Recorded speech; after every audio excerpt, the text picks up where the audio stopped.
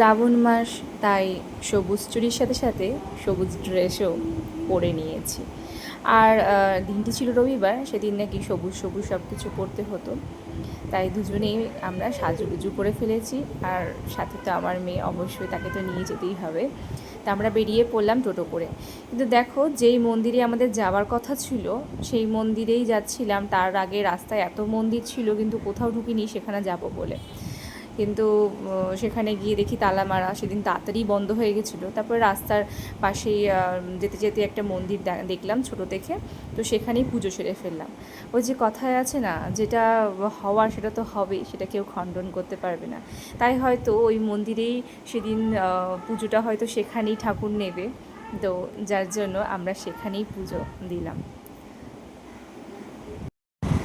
এই শ্রাবণ মাসটা তোমরা কারা কারা মানো, কারা কারা পুজো দাও, শুধু কি সোমবারটাই দাও নাকি রোজই মানছো, এই শ্রাবণ মাসটা গোটা মাসটাই মানছো?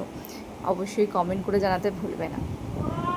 তো তোমরাও আমার সাথে সাথে বলে ফেলো, नमः पार्वती पतये हर हर महादेव।